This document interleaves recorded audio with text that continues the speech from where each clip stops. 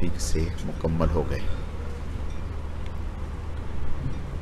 20ویں پارے میں سورہ محمد میں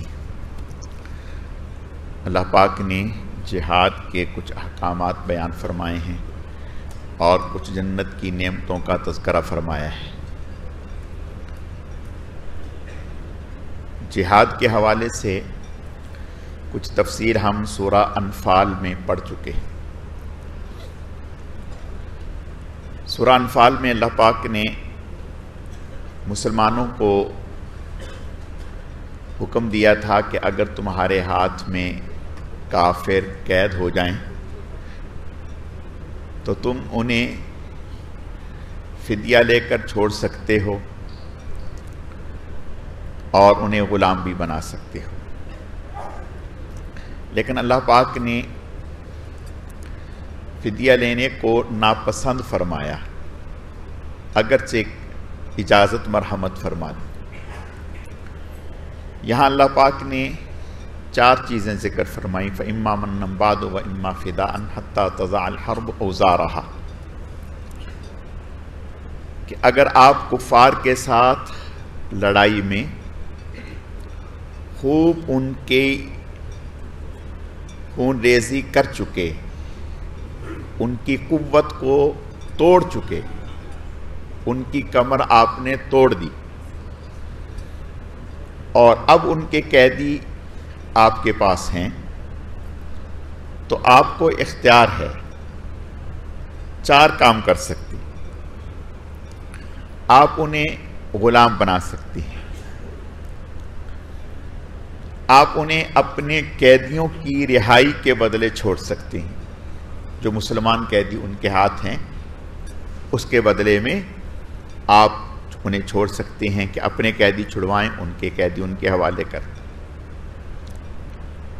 آپ پیسے لے کر فدیہ لے کر انہیں چھوڑ سکتے ہیں۔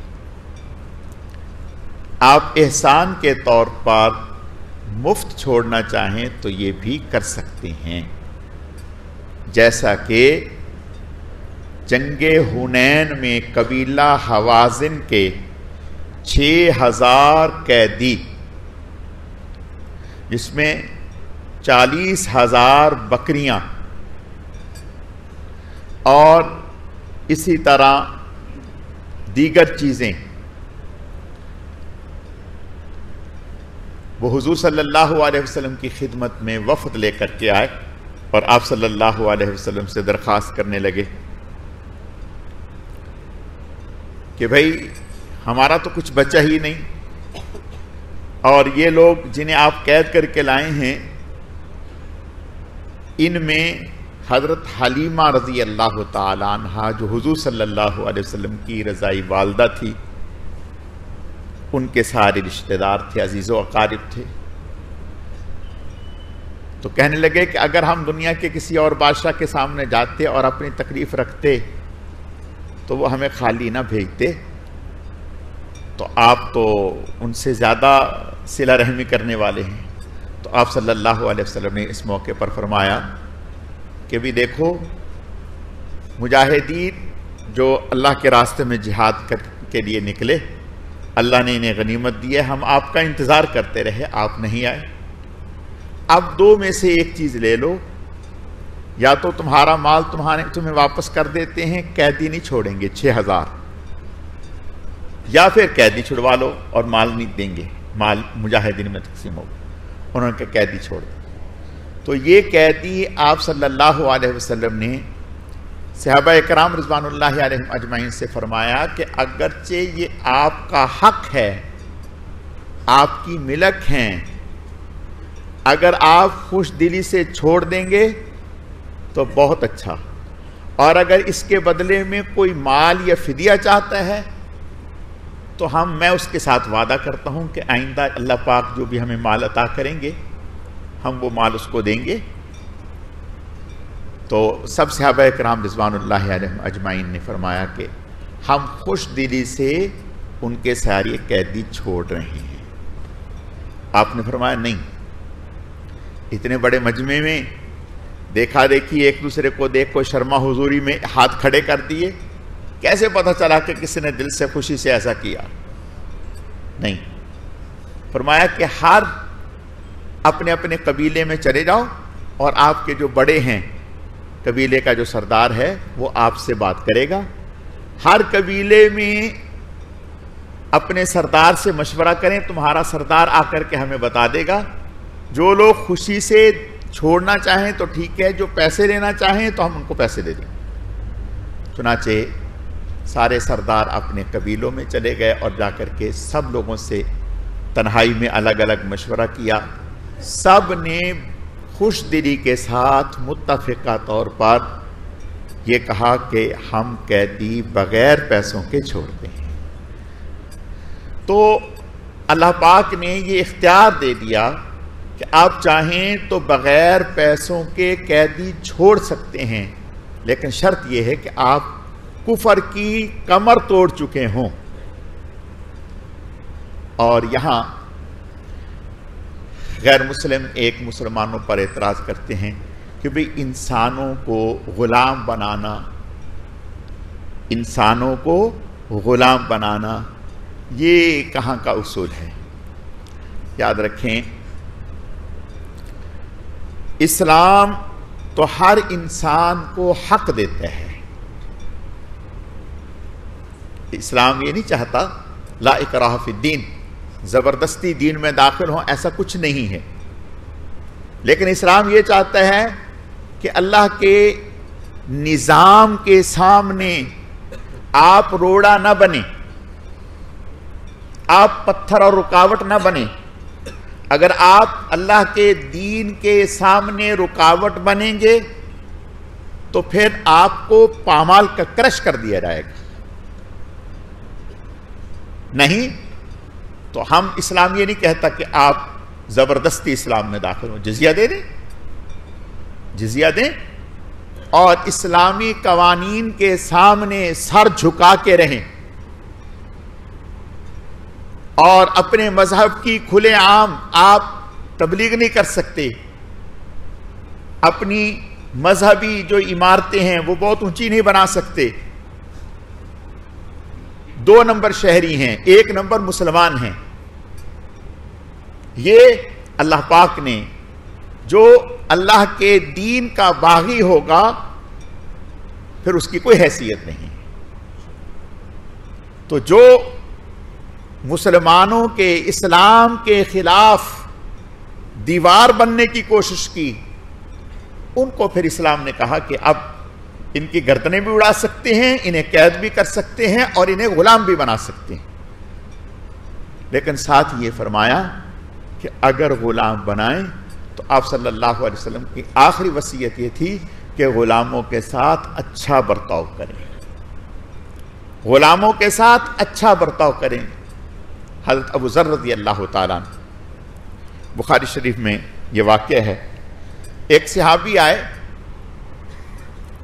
دیکھا کہ جیسا کرتا حضرت ابو ذر رضی اللہ تعالیٰ عنہ نے پہنا ویسے ہی غلام نے پہنا،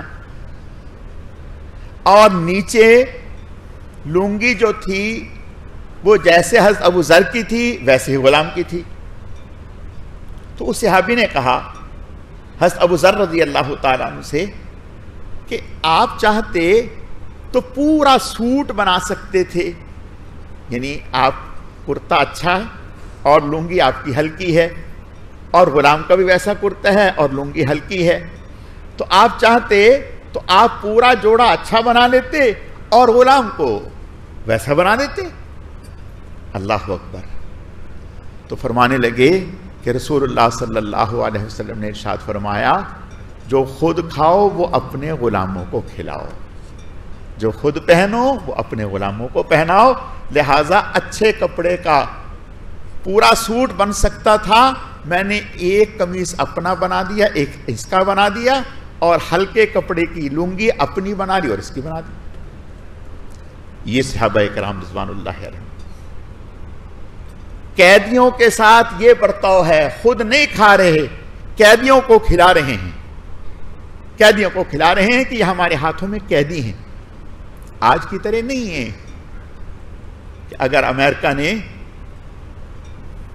افغانستان سے مسلمانوں کو قید کیا گوانتا نامو جزیرے میں، جانوروں کے ساتھ بھی ایسا سلوک نہیں ہوگا جو وہاں مسلمان قیدیوں کے ساتھ ہوا.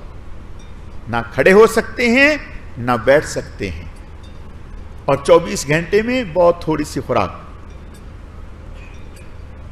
اور دنیا کو انسانی حقوق کی تعلیم کی بات کر رہے ہیں، سوائے دھوکہ کے اور کچھ بھی نہیں ہے. صحیح معنوں میں انسانی حقوق کی بات اگر کسی نے کی ہے تو اسلام نے کی ہے. اسلام سے زیادہ کوئی نہیں ہے. جو دین انسان تو انسان جانور کے حقوق بیان کرتا ہے، غور تو کریں، جو دین جانور کے حقوق بیان کر رہا ہے کہ آپ کے جانور کے بھی حقوق ہیں. اللہ کے نبی صلی اللہ علیہ وسلم نے ارشاد فرمایا کہ اگر آپ نے پرندے رکھے ہیں تو ان کے حقوق ادا کریں، نہیں تو ان کو چھوڑ دیں. آپ ایک باغ میں تشریف لے گئے، آپ کو دیکھ کر ایک اونٹ بلبلانے لگا اور باقاعدہ رونے لگا. آپ صلی اللہ علیہ وسلم تشریف لے گئے اور آپ نے اس کے اوپر ہاتھ پھیرا شفقت سے. وہ تھوڑی دیر کے بعد آہستہ آہستہ سسکیاں لے کر خاموش ہو گیا. آپ نے فرمایا اس کا مالک کون ہے؟ ایک صحابی تھے، ان کو بلایا، فرمایا میاں یہ تمہاری شکایت کر رہا ہے، تم کام زیادہ لیتے ہو اور اس کو چارہ کم دیتے ہو. یاد رکھو اللہ کے ہاں گرفت ہوگی، جواب دہی ہوگی، اس کے حقوق پورے کرو. اور آپ نے یہ تک فرمایا کہ اگر لمبی گفتگو کرنی ہو، لمبی بات کرنی ہو تو جانور سے اتر کر کے بات کریں، اس کے اوپر بیٹھے بیٹھے بات نہ کریں، اس سے اس کو تکلیف ہوگی. تو اسلام تو جانوروں کے حقوق کی بات کرتا ہے، کافروں کے حقوق کیوں نہیں دے گا؟ غلاموں کے حقوق کیوں نہیں دے گا؟ یعنی اس سے زیادہ کیا ہے؟ روزہ توڑ دیا تو قرآن کہتا ہے پہلے غلام آزاد کرو. یہ کہہ دیا کہ میری بیوی میری ماں کی طرح ہے، جس کو زہار کہتے ہیں، جس کا آگے ذکر سورہ مجادلہ میں آئے گا، تو اسلام کہتا ہے غلام آزاد کرو. یعنی اگرچہ ان کو غلام بنایا جا رہا ہے، لیکن پھر بھی اسلام ہر موقع پر غلام کو آزاد کرنے کی ترغیب دے رہا ہے کہ آزاد کرو. اور روزہ توڑ دیا جان بوجھ کر تو غلام آزاد کرو. حضرت عبد الرحمن ابن عوف رضی اللہ تعالیٰ عنہ اکیلوں نے 30,000 غلام آزاد کیے. اکیلے حضرت عبد الرحمن ابن عوف رضی اللہ تعالیٰ عنہ نے 30,000 غلام آزاد کیے. اسی طرح ایک اور صحابی ہیں، انہوں نے 8,000 غلام آزاد کیے. حضرت عائشہ صدیقہ رضی اللہ تعالیٰ عنہ نے 70 غلام آزاد کیے. اسی طرح اور صحابہ کرام. تو آپ صلی اللہ علیہ وسلم نے غلاموں کے ساتھ اچھے برتاؤ کا حکم فرمایا. لیکن غلام کب؟ جب اسلام کے راستے میں رکاوٹ بنیں گے اور اسلام کے مقابلے میں اتر آئیں گے، پھر ان کی جان کی کوئی حیثیت نہیں ہے، پھر ان کے خون کی کوئی حیثیت نہیں ہے. فَإِذَا لَقِيتُمُ الَّذِينَ كَفَرُوا فَضَرْبَ الرِّقَابِ حَتَّى إِذَا أَثْخَنْتُمُوهُمْ فَشُدُّوا الْوَثَاقَ.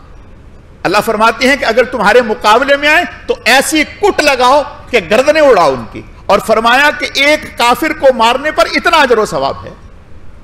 فرمایا کہ جس نے کافر کی گردن اڑائی اللہ اس کو کبھی بھی جہنم میں نہیں ڈالیں گے کافر کے مقابلے میں. حدیث پڑھ کے دیکھیں کہ کافر کو میدان جہاد میں، یہ مطلب نہیں ہے کہ بھئی ڈنڈے لے کے کل کو نکل پڑیں کہ امام صاحب نے کہا تھا کہ بھئی کافروں کو مارنے کا بڑا ثواب ہے تو نیکیاں کمائیں. نہیں، میدان جہاد کی بات ہو رہی ہے، میدان جہاد کی. اور پھر اسلام تو اللہ کا دین ہے، کسی انسان کا بنایا ہوا نظام کوئی ہے. انسان اس کی طبیعت پر کسی چیز کا غلبہ، کبھی کسی چیز کا غلبہ، کبھی کسی چیز کا غلبہ، اس کے بنائے ہوئے قانون میں اعتدال نہیں ہو سکتا. اللہ کے نظام میں ہی اعتدال ہو سکتا ہے. اسلام یہ کہتا ہے میدان جہاد میں بھی بچے کو قتل نہ کریں، عورت کو قتل نہ کریں، بوڑھے کو قتل نہ کریں، اگر آپ کے مقابلے میں غلام آ گیا اس کو قتل نہ کریں۔ اس سے زیادہ اور کیا بات ہوگی؟ یہ تک کافر نے صحابی پر حملہ کیا، اس کا ہاتھ زخمی کر دیا، اس کا حملہ ہاتھ پر ہوا، ہاتھ زخمی کر دیا۔ اب اس صحابی نے اس کے اوپر تلوار اٹھائی اس کی گردن اڑانے کے لیے، اس نے کہہ دیا لا الہ الا اللہ، لا الہ الا اللہ۔ انہوں نے گردن اڑا دی، گردن اڑا دی۔ آپ صلی اللہ علیہ وسلم کے پاس آئے، دوسرے صحابی نے بتا دیا یا رسول اللہ انہوں نے ایسا کیا۔ آپ نے فرمایا کیوں اڑائی؟ کل قیامت کے دن جب وہ لا الہ الا اللہ کے ساتھ آئے گا تم کیا جواب دو گے؟ میں بری ہوں تم سے۔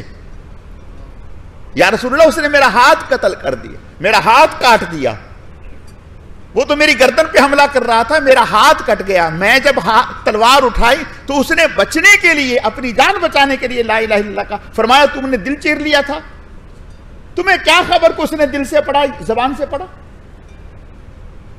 یہ تربیت ہو رہی ہے رسول اللہ صلی اللہ علیہ وسلم کی صحابہ کو کہ بھئی کافر بالکل تم مقابلے میں اتر آئے اور وہ لا الہ الا اللہ کہہ دیتا ہے، بس ختم، اب نہیں، اب ہاتھ روک لو۔ اور بہت سارے صحابہ کرام رضوان اللہ علیہم اجمعین جنہوں نے ایسا کیا، تو رسول اللہ صلی اللہ علیہ وسلم نے صحابہ کرام رضوان اللہ علیہم اجمعین کی تربیت فرمائی، ایسی تربیت فرمائی، ایسی تربیت فرمائی، انہیں کندن بنا دیا، اولئک ھم الراشدون بنا دیا۔ فَإِنْ آمَنُوا بِمِثْلِ مَا آمَنْتُمْ بِهِ بنا دیا۔ یہ رسول اللہ صلی اللہ علیہ وسلم کی تربیت ہے۔ تو میں عرض یہ کر رہا تھا کہ غلام کا تصور آج یورپ والے یا کافر لوگ وہ آج جو قیدیوں کے ساتھ وہ برتاؤ کر رہے ہیں، جنگی قیدیوں کے ساتھ، وہ اس نظر سے دیکھ رہے ہیں غلاموں کو، جبکہ ایسا نہیں تھا۔ صحابہ کرام رضوان اللہ علیہم اجمعین تو غلاموں کے ساتھ بہت اچھا برتاؤ کرتے تھے۔ اور پھر غلاموں کی دو صورتیں ہیں، ایک صورت تو یہ ہے کہ آپ جیل میں ڈال دیں اور پڑے ہوئے، اور ایک صورت یہ ہے کہ آپ انہیں اپنے ماحول میں رکھیں، ان کی صلاحیتوں سے فائدہ اٹھائیں، اور آپ کے ماحول میں رہ کر اللہ انہیں اسلام کی طرف راغب بھی کر دیں گے۔ اور ایسا ہوا، بہت سارے غلاموں نے مسلمانوں کی مجالس میں رہ کر اسلام قبول کر لیا۔ اگلی سورت میں آپ صلی اللہ علیہ وسلم، سورہ فتح ہے، آپ صلی اللہ علیہ وسلم سن 6 ہجری میں آپ نے خواب دیکھا کہ میں عمرہ کرنے کے لیے جا رہا ہوں اور میرے ساتھ صحابہ کرام بھی ہیں۔ ہم نے عمرہ کیا، طواف کیا، اور کسی نے حلق کیا، کسی نے قصر کیا امن سے۔ تو آپ صلی اللہ علیہ وسلم نے یہ خواب دیکھا، صحابہ کرام رضوان اللہ علیہ مجمعین کو بتلایا، تو صحابہ کرام 6 سال ہو گئے تھے مکہ کی زیارت کیے ہوئے، جا ہی نہیں سک رہے تھے، ہجرت کر کے آئے تھے، تو ان کے اندر ایک تڑپ تھی۔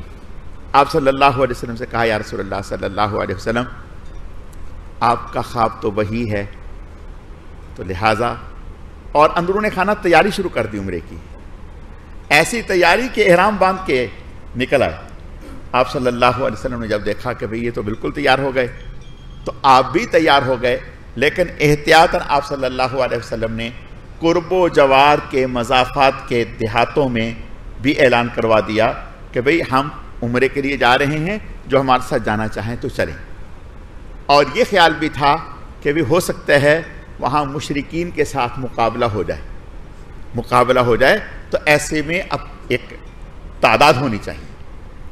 چنانچہ کچھ دیہات والے اعراب کے جو لوگ تھے وہ تو ساتھ آ گئے، اور کچھ نے کہا یہ ہمیں مروانا چاہتا ہے، یہ ہمیں مروانا چاہتا ہے، قریش سے بھڑوانا چاہتا ہے، یہ تو واپس نہیں آئیں گے، یہ وہیں ختم ہو جائیں گے، اور ہم اپنے آپ کو کیوں خام خواہ داؤ میں لگائیں۔ انہوں نے عذر شروع کر دیے، ہمارے ساتھ تو یہ مسئلہ، ہمارے ساتھ تو یہ مسئلہ، ہم نہیں جا رہے۔ 1400 صحابہ کرام رضوان اللہ علیہم اجمعین کے ساتھ آپ صلی اللہ علیہ وسلم عمرے کی نیت سے نکل پڑے اور تلواریں لے لیں، احرام باندھ لی، اور ادھر سے مشرکین مکہ کو بھی اطلاع ہو گئی کہ آپ صلی اللہ علیہ وسلم ایک بڑی تعداد کے ساتھ عمرے کے لیے آ رہے ہیں۔ جب انہیں اطلاع ہوئی تو انہوں نے آپس میں مشورہ کیا کہ بھی رسول اللہ صلی اللہ علیہ وسلم جب آئیں گے اور آ کر کے عمرہ کریں گے، ہماری تو ان کے ساتھ جنگیں ہوئی ہیں، لڑائی ہوئی ہیں، تو عرب میں تو یہ پیغام چلا جائے گا کہ محمد الرسول اللہ صلی اللہ علیہ وسلم فاتح ہو گئے، انہوں نے فاتح کی حیثیت سے مکہ میں اچھے طریقے سے عمرہ کر لیا، وہ تو غالب آ گئے اور یہ ہماری بدنامی ہے۔ تو لہٰذا کیا کرنا چاہیے؟ مشورہ کیا کہ کچھ بھی ہو ہم انہیں مکہ میں داخل نہیں ہونے دیں گے۔ چنانچہ مکہ والوں نے قرب و جوار کے جو قبائل تھے ان کو بھی ساتھ ملایا، حتیٰ کہ طائف میں جو قبائل تھے ان کو بھی ساتھ ملایا، اور ملا کر کے مکہ سے باہر ہی مختلف پہاڑوں پہ مورچے قائم کر دیے اور اپنے لوگ بٹھا دیے، اور آپس میں ربط کے لیے مختلف پہاڑوں پہ لوگ بٹھا دیے۔ وہ آپ صلی اللہ علیہ وسلم کی پورے اس 1400 ساتھیوں کی نقل و حرکت کہاں تک پہنچ گئے، کیا کر رہے ہیں، ایک دیکھتا وہ دوسرے پہاڑ میں آواز دیتا وہ دوسرے میں، تو چند یعنی گھنٹے سوا گھنٹے میں مکہ میں پوری خبر پہنچ رہی تھی کہ کیا ہو رہا ہے اور کہاں تک پہنچ گئے۔ آپ صلی اللہ علیہ وسلم حدیبیہ میں جب پہنچے، اس کو شمیسہ بھی کہتے ہیں، جب یہاں پہنچے تو آپ صلی اللہ علیہ وسلم نے حضرت بشر بن سفیان کو بھیجا مکہ میں کہ جا کے خفیہ طور پر حالات لو، جس کو ہمارے ہاں کہتے ہیں کہ جاسوسی کرنا، کہ ذرا تم حالات کی خبر لے کے واؤ۔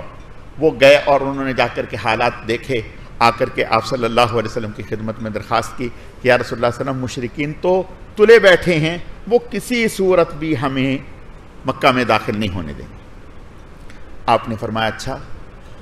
آپ نے صحابہ کرام رضوان اللہ اجمعین سے مشورہ کیا کہ ہمیں کیا کرنا چاہیے، آیا ان کے ساتھ قتال کرنا چاہیے یا ہمیں عمرے کے لیے جانا چاہیے؟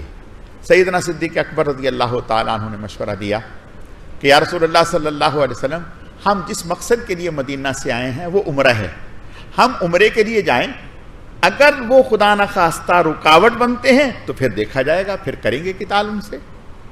حضرت مقداد رضی اللہ تعالیٰ عنہ نے فرمایا یا رسول اللہ صلی اللہ علیہ وسلم، آپ کے اشارہ ابرو پر ہم اپنی جانیں لٹا دیں گے، ہم موسیٰ علیہ السلام کے ساتھیوں کی طرح یہ نہیں کہیں گے فَاذْهَبْ أَنْتَ وَرَبُّكَ فَقَاتِلَا إِنَّا هَاهُنَا قَاعِدٌ، آپ اور آپ کا رب جائیں اور جا کر کے قتال کریں، ہم یہاں بیٹھے ہیں۔ خیر، آپ صلی اللہ علیہ وسلم نے صحابہ کرام کی مختلف آراء سن کر یہی فیصلہ فرمایا کہ ہمیں جانا چاہیے عمرے کی نیت سے، اگر آئیں گے تو پھر دیکھ لیں گے۔ جب آپ صلی اللہ علیہ وسلم چلنے لگے تو اللہ کا کرنا کبھی ایسا نہیں ہوا، آپ کی اونٹنی کا پاؤں پھسلا اور وہ بیٹھ گئی، جس کو کہتے ہیں گر جانا یا بیٹھ جانا، وہ بیٹھ گئی۔ اب صحابہ کرام کہتے ہیں آپ نے اس کو اونٹنی کو اٹھانا چاہا، صحابہ نے اٹھانا چاہا، وہ اٹھی نہیں۔ آپ صلی اللہ علیہ وسلم صحابہ کرام نے کہا کہ اونٹنی بگڑ گئی، آپ نے فرمایا یہ بگڑی نہیں، اس کو اسی ذات نے روک دیا جس نے ہاتھی والوں کو روک دیا تھا، اس کو کسی نے روکا ہے، یہ کسی طاقت نے روکا ہے، یہ ایسا نہیں کرتی، اس کی عادت ہی نہیں۔ آپ صلی اللہ علیہ وسلم بھی سمجھ گئے، اللہ تعالیٰ کی طرف سے آپ کو اندازہ ہو گیا کہ خواب تو میں نے دیکھا برحق ہے، لیکن اس میں یہ نہیں تھا کہ اسی 6 ہجری میں ہی ہم جو ہے وہ طواف بھی کریں گے اور عمرہ بھی کریں گے، یہ تو نہیں تھا۔ یہ تھا کہ اللہ تعالیٰ ہمیں کروائیں گے، لیکن ایسا تو کچھ نہیں تھا، ہم نے فوری نکل پڑے۔ خیر، آپ صلی اللہ علیہ وسلم نے اس موقع پر فرمایا قریش جو بھی شرط رکھیں گے میں شاعر اللہ کی تعظیم کی خاطر قبول کرنے کے لیے تیار۔ آپ صلی اللہ علیہ وسلم نے ان کی طرف سے بھی مختلف لوگ آئے، آپ صلی اللہ علیہ وسلم نے ادھر سے بھی حضرت عمر رضی اللہ تعالیٰ عنہ سے فرمایا کہ تم جاؤ اور جا کر کے حالات کا جائزہ لو۔ حضرت عمر رضی اللہ تعالیٰ عنہ فرمایا یا رسول اللہ صلی اللہ علیہ وسلم میں آپ کے حکم پر ہزاروں بار جانے کے لیے تیار ہوں، لیکن میرے جانے سے کام اور بھڑکے گا۔ وہ میرے سے تو ادھار کھائے بیٹھے ہیں اور میں بھی اتنا نرم نہیں ہوں کہ میں ان کی برداشت کروں گا، معاملہ جو ہے وہ اور تیز ہو جائے گا۔ میری رائے یہ ہے کہ آپ حضرت عثمان رضی اللہ تعالیٰ عنہ کو بھیجیں، وہ حوصلے والے ہیں اور ان کا قبائل کے اعتبار سے بھی، خاندان کے اعتبار سے بھی اچھا اثر رسوخ ہے۔ آپ صلی اللہ علیہ وسلم نے حضرت عثمان رضی اللہ تعالیٰ عنہ کی رائے کو حضرت عمر رضی اللہ تعالیٰ عنہ کی رائے کو قبول فرمایا، حضرت عثمان رضی اللہ تعالیٰ عنہ کو بھیج۔ حضرت عثمان رضی اللہ تعالیٰ عنہ جب پہنچے، ادھر مشرکین نے یہ حرکت کی کہ انہوں نے اپنے 50 لوگ خفیہ طور پر چھپا دیے تھے اور انہیں کہا کہ موقع پا کر آپ صلی اللہ علیہ وسلم پر حملہ کر دینا، علیہ باللہ۔ اور ادھر آپ صلی اللہ علیہ وسلم نے حضرت محمد ابن مسلمہ رضی اللہ تعالیٰ عنہ ایک صحابی تھے، ان کی ڈیوٹی لگائی ہوئی تھی کہ تم جو ہے ذرا پہرا دو۔ وہ ذرا جب نکلے تو انہوں نے ان 50 کو دیکھا، اللہ نے ان کو ایسا روب دیا کہ انہوں اکیلوں نے ان 50 کو پکڑ لیا، اکیلوں نے ان 50 کو پکڑ لیا اور پکڑ کے کہ چلو آگے، اور ان کو لا کر کے حضور کے پاس چھوڑ دیا، یعنی ان کو قید کر لیا۔ جب یہ خبر وہاں مشرکین مکہ کو پہنچی اور ادھر حضرت عثمان رضی اللہ تعالیٰ عنہ تشریف لے گئے، حضرت عثمان رضی اللہ تعالیٰ عنہ جا کر کے وہاں سرداروں سے ملاقات کی اور بتایا کہ بھئی ہم صرف عمرے کے لیے آئے ہیں اور کوئی غرض نہیں ہے۔ انہوں نے کہا کہ نہیں، ہم آپ کو نہیں آنے دیں گے، انہوں نے کہا کہ بھئی ہم تو کوئی لڑائی کچھ، انہوں نے کہا نہیں ہم آپ کو آنے نہیں دیں گے۔ خیر، اور ادھر ابان بن سعید اس نے حضرت عثمان رضی اللہ تعالیٰ عنہ سے کہا کہ آپ تو آ ہی گئے تو لہٰذا آپ تو عمرہ کر لیں، آپ طواف کر لیں، آپ تو موجود ہیں۔ حضرت عثمان رضی اللہ تعالیٰ نے فرمایا کہ بھئی جب رسول اللہ کریں گے تو ان کے ساتھ کروں گا، اکیلے نہیں، حضور کے بغیر طواف نہیں۔ اور ادھر صحابہ نے حضور سے کہا یا رسول اللہ عثمان کے تو مزے آ گئے۔ آپ نے فرمایا وہ کیسے؟ وہ تو وہاں پہنچ گیا طواف کر رہا ہوگا۔ فرمایا ایسے کیسے ہو سکتا ہے عثمان ہمیں چھوڑ کے اکیلا طواف کر لے؟ یہ ہوتے ہیں تعلق۔ آپ نے فرمایا ایسے کیسے ہو سکتا ہے کہ عثمان مجھے چھوڑ کے اکیلا طواف کر لے؟ ادھر عثمان رضی اللہ تعالیٰ عنہ سے کہا گیا، انہوں نے کہا ایسے کیسے ہو سکتا ہے کہ رسول اللہ کو چھوڑ کر 3 دن رہے لیکن نہیں طواف کیا۔ تو ادھر مشرکین کو جب یہ خبر ملی کہ بھئی ہمارے 50 آدمی گرفتار کر لیے، تو انہوں نے ان کو گرفتار کر لیا، اور ادھر آپ صلی اللہ علیہ وسلم کو یہ خبر ملی کہ حضرت عثمان رضی اللہ تعالیٰ عنہ کو شہید کر دیا گیا۔ جب یہ خبر ملی تو یہ خبر بہت بڑی تھی اور آپ صلی اللہ علیہ وسلم کو اس کا بڑا صدمہ ہوا، اور ایک بین الاقوامی اصول کے بھی خلاف تھا کہ جو قاصد یا سفیر بن کر کے جاتا ہے تو اس کا احترام کیا جاتا ہے، اس کو اس طریقے سے قتل نہیں کیا جاتا۔ تو آپ صلی اللہ علیہ وسلم نے صحابہ اکرام کو جمع کیا اور جمع کرنے کے بعد فرمایا کہ دیکھو ایسی خبر ہے تو لہٰذا بیعت کرو۔ تو صحابہ اکرام اس بات پر بیعت کرو کہ ہم عثمان کا بدلہ لیے بغیر یہاں سے نہیں جائیں گے، ہم عثمان کا بدلہ لیں گے۔ صحابہ اکرام 1400 صحابہ اکرام نے حضور کے ہاتھ پر بیعت کی، اور آخر میں آپ صلی اللہ علیہ حضرت عثمان تو وہاں تھے، تو آپ صلی اللہ علیہ وسلم فرمایا میں عثمان کی طرف سے بھی بیعت کرتا ہوں، یعنی اس بیعت کے عمل میں اگرچہ عثمان ہیں نہیں رضی اللہ تعالیٰ عنہ، لیکن میں ان کو بھی شامل کرتا ہوں۔ ابھی بیعت کا عمل مکمل نہیں ہوا، اللہ نے آیتیں اتار دیں، ان الذین یبایعونک انما یبایعون اللہ ید اللہ فوق ایدیہم، کہ جنہوں نے آپ کے ہاتھ پر بیعت کی ہے انہوں نے آپ کے ہاتھ پر نہیں اللہ کے ہاتھ پر بیعت کی ہے۔ اور فرمایا ید اللہ فوق ایدیہم، نیچے نبی کا ہاتھ، اوپر صحابہ کا ہاتھ، اور فرمایا ان کے اوپر اللہ کا ہاتھ ہے۔ اب بتائیں جو اللہ اور رسول اللہ کے ہاتھوں کے بیچ میں ہوں وہ کہاں جائیں گے؟ وہ کہاں جائیں گے؟ اور ساتھ ہی فرمایا لقد رضی اللہ عن المؤمنین اذ یبایعونک تحت الشجرہ، اللہ ان سے راضی ہو گیا، اللہ ان سے راضی ہو گیا، اب کبھی ناراضگی کا امکان ہی نہیں۔ کتنی بڑی بات ان لوگوں سے جنہوں نے درخت کے نیچے آپ کے ہاتھ پر بیعت کی۔ خیر جب معاملہ گرم ہو گیا دونوں طرف، تو مشرکین جو ہے، ایک مشرکین کا ایک شخص تھا بدیل، وہ آیا، اس نے آ کر کے بات کی اور اس نے حالات دیکھے، جا کے مشرکین کو سمجھایا، کہا کہ دیکھو حضور صلی اللہ علیہ وسلم، آپ صلی اللہ علیہ وسلم کا نام لیا کہ وہ صلح چاہتے ہیں، لڑائی نہیں چاہتے، تو لہٰذا آپ ایسا کیوں کر رہے ہیں، ان صلح کریں۔ انہوں نے کہا کہ نہیں ہم تو تمہاری سننے کے لیے تیار نہ ہوئے۔ تو ان میں ایک عروہ ابن مسعود ثقفی تھا، تو اس نے کہا کہ بھائی اس کی بات تو سنو، کہتا کیا ہے۔ خیر انہوں نے کہا کہ وہ صلح کرنے کے لیے تیار ہیں، اور وہ کہہ رہے ہیں کہ ہم لڑنے کے لیے نہیں آئے، جو آپ کی شرائط ہیں ساری ماننے کے لیے تیار ہیں۔ انہوں نے کہا کہ نہیں ہم تو نہیں سنیں گے۔ انہوں نے کہا کہ ٹھیک ہے میں تو پھر جا رہا ہوں۔ وہ اپنے قبیلے کے ساتھ الگ ہو گئے ان سے۔ عروہ ابن مسعود یہ انہوں نے کہا کہ بھئی میں جاتا ہوں۔ یہ مشرکین مکہ میں ایک قبیلے کے سردار تھے، یہ آئے، آ کر کے حضور صلی اللہ علیہ وسلم کے سامنے بیٹھ گئے، آپ بھی بیٹھ گئے، تو بات چیت کرنے لگے، اور بات چیت بھی کرتے رہے اور صحابہ کرام پہ نظر بھی ڈالتے رہے، اور یہ تھے منجے ہوئے، مختلف ممالک میں بادشاہوں کے ہاں ان کا آنا جانا تھا، جس کو کہتے ہیں کہ بات چیت میں اور سفارتی تعلقات میں خوب اثر رسوخ والے۔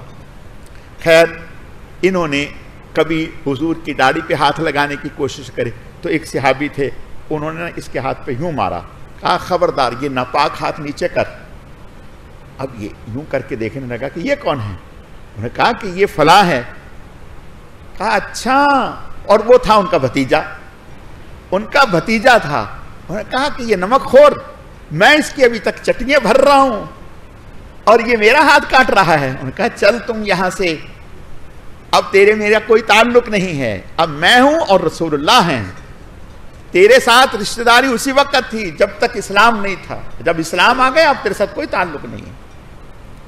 تو خیر وہ سارے حالات کا جائزہ لے کر واپس آیا، تو مشرکین مکہ سے کہا عقل کے ناخن لو، محمد گر انداز آب دہن برا آب خونے میں کنت انجمن، کہ رسول اللہ صلی اللہ علیہ وسلم اگر لعاب دہن نیچے ڈالتے ہیں تو صحابہ نیچے نہیں جانے دیتے، وہ اپنے ہاتھوں پہ لے کر برکت کے لیے اپنے جسموں پر مل لیتے ہیں۔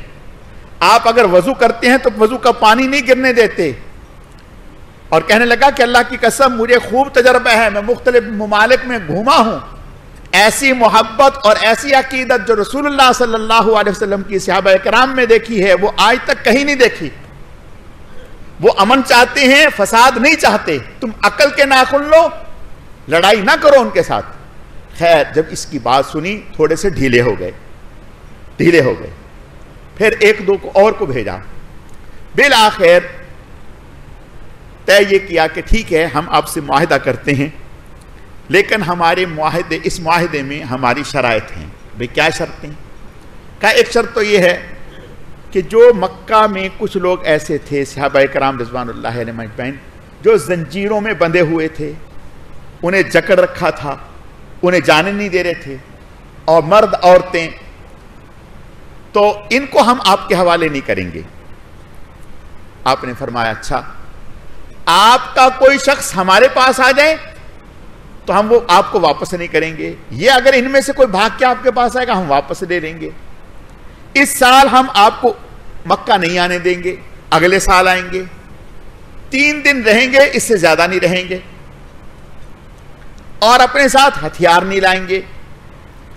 اس طرح کی چیزیں، جب اس طرح کی چیزیں ہوئیں اور آپ صلی اللہ علیہ وسلم نے حضرت علی سے فرمایا کہ بھی یہ معاہدہ لکھو، تو حضرت علی نے بسم اللہ الرحمن الرحیم لکھی، تو کہا کہ نہیں ہٹاؤ اس کو، نہیں بِاسْمِكَ اللہم یہ لکھو، یہ بسم اللہ الرحمن الرحیم ہم نہیں مانتے، یہ کوئی نئی چیز آپ لے آئے ہیں، ہم نہیں لکھیں گے۔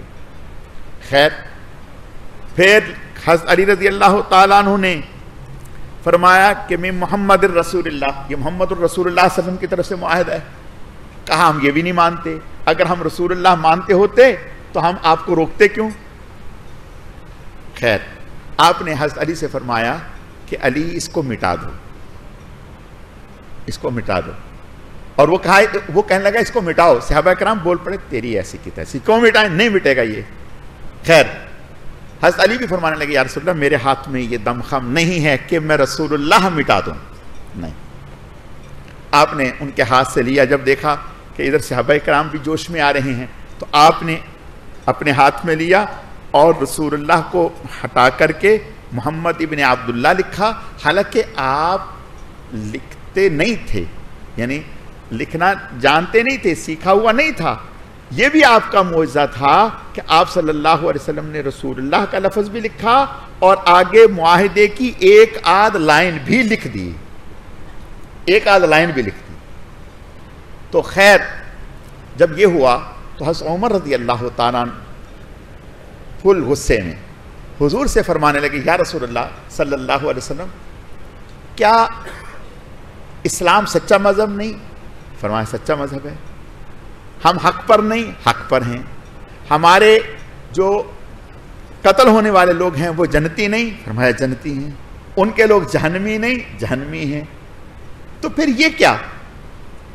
یہ اس طرح یہ آپ نے فرمایا کہ میں اللہ کا رسول ہوں، اللہ کی مشیت کے خلاف نہیں چل سکتا اور اللہ تعالی مجھے ضائع نہیں کریں گے، رسوا نہیں کریں گے۔ لیکن سن لیا، حضرت ابوبکر صدیق کے پاس پہنچ کے یہ کیا ہے؟ انہوں نے کہا عمر تھوڑا سا ٹھنڈے ہو جاؤ، یہ اللہ کے نبی ہیں اور جو بھی ہو رہا ہے اللہ کی مشیت سے ہو رہا ہے اور اللہ تعالیٰ اپنے نبی کو رسوا نہیں کریں گے۔ خیر، اب جب واپسی ہوئی یہاں 20 دن ٹھہرے آپ صلی اللہ علیہ وسلم۔ کتنے دن؟ 20 دن ٹھہرے، 20 دن۔ اور اسی موقع پر یہ ہوا کہ آپ صلی اللہ علیہ وسلم صلح حدیبیہ کے جس جگہ پر ٹھہرے ہوئے تھے پھر آپ نے جگہ بدلی۔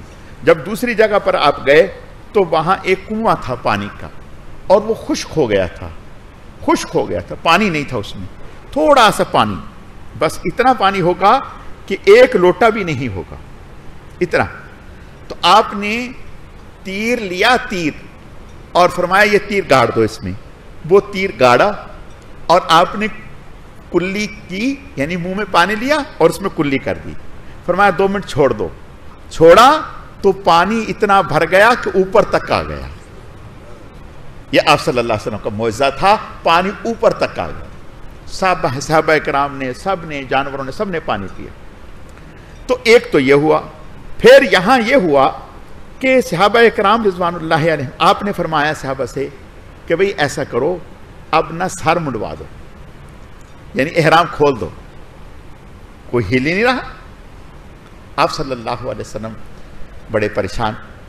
آپ گھر تشریف لے گئے، حضرت ام سلمہ رضی اللہ تعالی عنہ ساتھ تھیں، تو ان سے ذکر کیا کہ بھئی میں ان سے کہتا ہوں احرام کھول دو اور یہ کوئی کھول ہی نہیں رہا، اٹھ ہی نہیں رہے۔ تو حضرت ام سلمہ رضی اللہ تعالیٰ فرمانے لگی یا رسول اللہ آپ پریشان نہ ہوں، اصل میں اس وقت یہ ایک عجیب کیفیت سے دو چار ہیں۔ پہلے تو اس قدر صورتحال تھی کہ یہ موت کے اوپر بیعت کر رہے تھے، کہہ رہے تھے نحن الذین بایعوا محمد علی الجہاد ما بقینا ابدا، ہم وہ لوگ ہیں جنہوں نے محمد رسول اللہ کے ہاتھ پر بیعت کی ہے اور جب تک زندہ رہیں گے ہم آپ کے اشارہ ابرو پہ مرتے رہیں گے۔ کہاں تو یہ جذبہ تھا اور کہاں اب اس طرح سے۔ اور پھر ان کے ذہن میں یا رسول اللہ یہ ہے کہ شاید اللہ کا کوئی حکم آ جائے، کہ شاید کوئی اللہ کا حکم آ جائے، اس لیے یہ بیٹھے ہیں۔ آپ ایک کام کیجئے یا رسول اللہ، آپ ان میں جا کر اپنا سر مڈا دیں، سر مڈا کر احرام کھول دیں۔ آپ صلی اللہ علیہ وسلم تشریف لے گئے اور آپ نے جا کر اپنا حلق کیا اور احرام کھول دیا۔ بس پھر کیا تھا، پھر سب صحابہ کرام ٹوٹ پڑے اور سب نے حلق بھی کیا، کسی نے قصر کیا۔ 20 دن آپ وہاں رہے۔ پھر 20 دن کے بعد جب چلے تو ایک جگہ پڑاؤ ڈالا، تو جتنا بھی ساتھ راشن تھا وہ ختم ہو گیا. ظاہر ہے 20 دن بہت، پھر آنے پہ بھی ٹائم لگا. اب 1400 کا مجمع ہے، کھانے کے لیے کچھ ہے نہیں.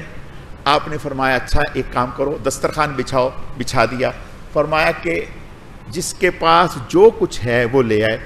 لایا تو وہ اتنا سا ہوا، تھوڑا سا، اور مجمع ہے 1400 کا. آپ صلی اللہ علیہ وسلم نے اس کے اوپر دم فرمایا اور دعا کی، اور پھر فرمایا کہ اب شروع کرو.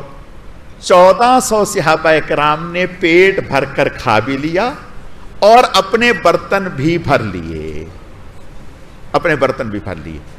اور اللہ پاک نے آیت اتار دی راستے میں ہی، انا فتحنا لک فتحا مبینا لیغفر لک اللہ ما تقدم من ذنبک وما تأخر.